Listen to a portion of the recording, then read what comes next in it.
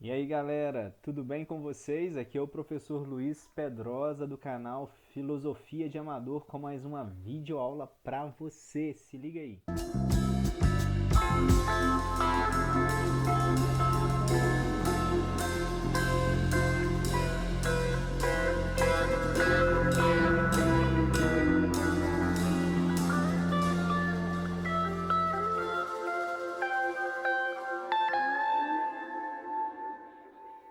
Como prometido no último vídeo, estou aqui para falar para vocês sobre quem é Sócrates, o grande, o cara, o divisor de águas da filosofia. Eu imagino que todos vocês já escutaram falar sobre Sócrates, falar sobre os seus métodos, falar sobre a sua ironia, enfim, algo sobre Sócrates vocês devem ter ouvido falar. Puxa aí na memória. É, claro, vocês já ouviram falar alguma coisa sobre ele, até porque ele é o divisor de águas da filosofia. Não há filosofia ocidental sem o nosso amigo Sócrates, sem os seus discípulos, sem os escritos dos seus discípulos.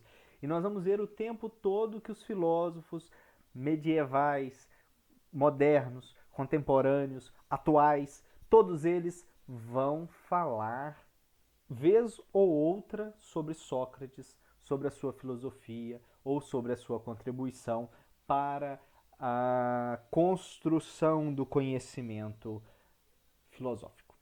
Ele é o cara. Bom, nós sabemos, por meio aí da história da filosofia, que ele nasceu numa cidade grega chamada Alópice. Então seria uma cidade grega, né, daquele grande complexo de cidades-estados que formava a Grécia Antiga. Ele nasceu mais ou menos em 469 a.C. O certo é, ele nasceu numa cidade grega no período clássico. Isso é fato, né? Ninguém tem como duvidar disso. Agora, esse questionamento, se ele existiu de fato ou não, se ele é mesmo um grande filósofo ou apenas um personagem que alguns filósofos trouxeram para dar certeza e justificar as teorias, nós não sabemos. Apesar de que, apesar de que temos algumas evidências que ele tenha existido sim. Olha só, todos os filósofos que vieram antes do século IV, então todos os filósofos estão ali no século V, século VI antes de Cristo, eles não mencionam Sócrates.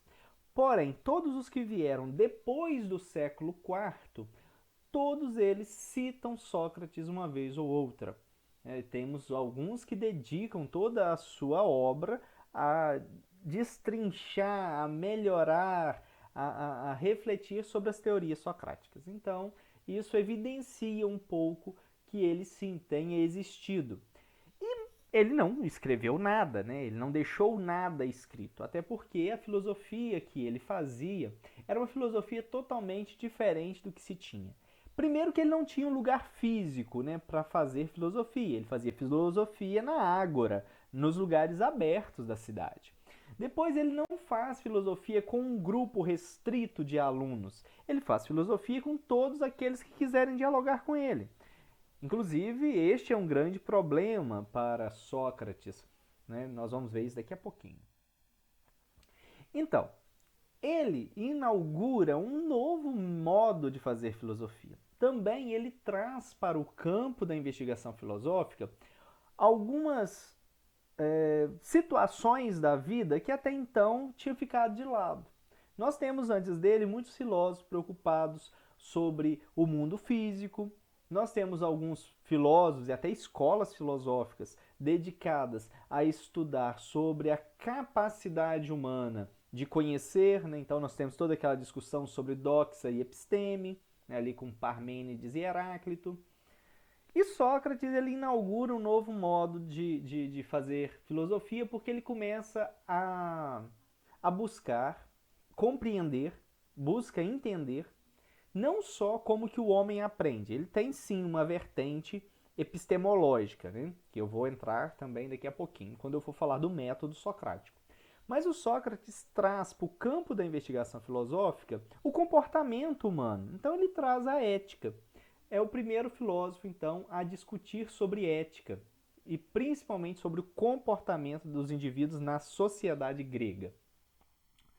Bom, agora sim vamos no que interessa, né?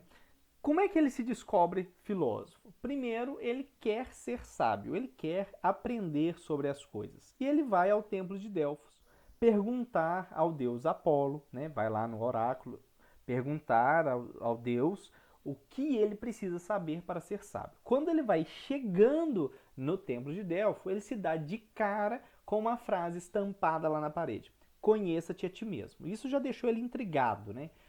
Ele entra e pergunta para o oráculo, né? Olha, eu vim cá saber do deus Apolo, deus da razão, o que é preciso para eu ser sábio. E aí o oráculo o pergunta, né? Mas o que você sabe? E aí ele responde aquela frase clássica que todo mundo já repetiu uma vez na vida: eu só sei que nada sei. Né? E aí o oráculo vai dizer para ele que, graças a essa capacidade de reconhecer a sua ignorância, ele é o maior entre todos os sábios. Tá? Esse é o grande diferencial do nosso amigo Sócrates. Reconhecer a sua limitação, né, reconhecer que não sabe, isso o abre, né, para o conhecimento mais aprofundado ou os conhecimentos novos.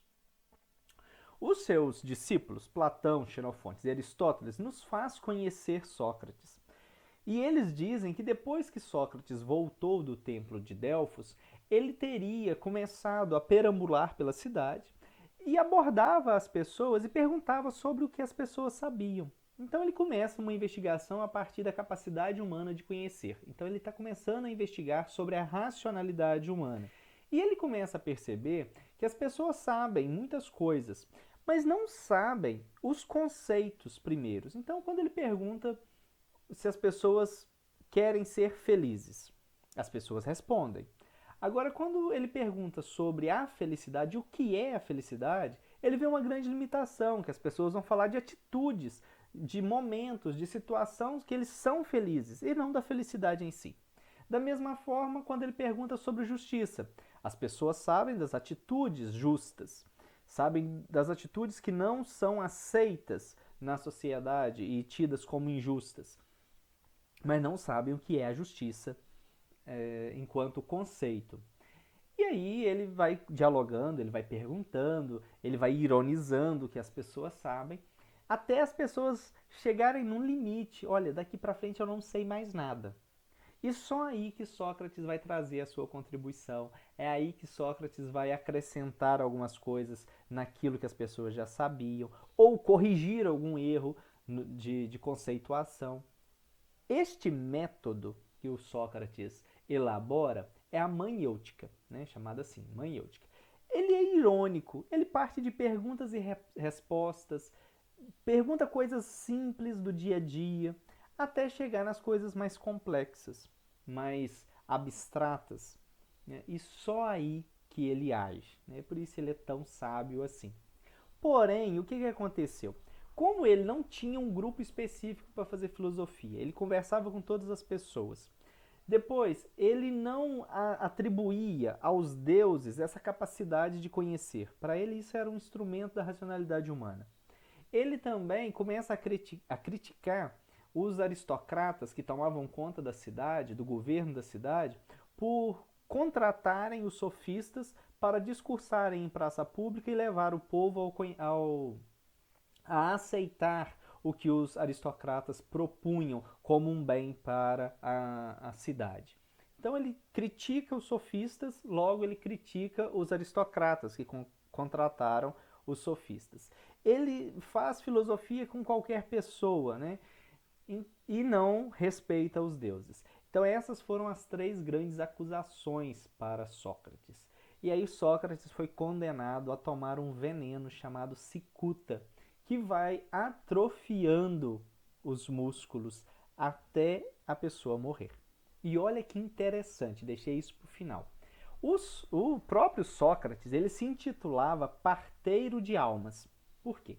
como ele vai chegando nas pessoas, conversando sobre aquilo que as pessoas sabem, até elas chegarem num ponto de ignorância, um ponto de não saber, e só aí ele iluminava o conhecimento das pessoas com novas interpretações, com novas informações, ele se sentia um parteiro de almas. Ele via a sua mãe, que era parteira, né, o ofício da mãe dele era ser parteira, trazer homens à luz, né, então trazer homens à vida. E ele, com este método de perguntas e respostas, de descobrir o que as pessoas sabem e até onde elas sabem, ele também trazia as pessoas à luz da razão. Então ele se autodeclara parteiro de almas, porém ele sofre uma condenação, um veneno que faz exatamente o contrário.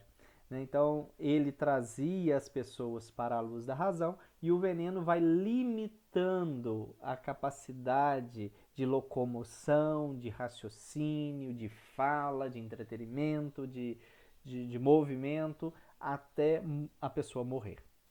Então ele sofre um processo inverso do que aquilo que ele propunha. Bom, chegamos ao final do nosso vídeo. Eu espero que vocês tenham acrescentado alguma coisa aí no conhecimento sobre essa figura chamada Sócrates e tenham guardado na mente de vocês qual é o método dele. O método dele é a maiêutica, perguntas e respostas sobre aquilo que as pessoas sabem para fazê-las sair da luz, sair das trevas da ignorância e chegar à luz da razão.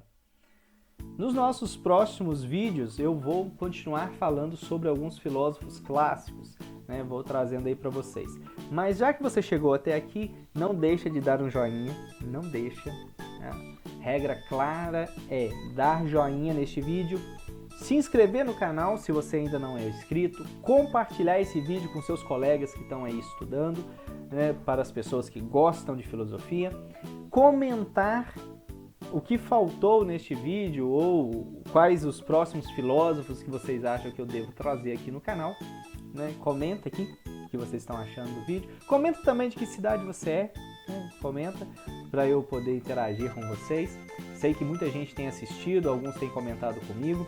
Me segue nas minhas redes sociais, lá no Instagram, ProfLuiz2020, vou deixar aí na descrição também o acesso para o meu Instagram. Tem lá no Facebook, Luiz Pedrosa, também tem a página Filosofia de Amador, tá? Não deixem de curtir a nossa página lá no Facebook. No mais, um forte abraço, beijão, bons estudos!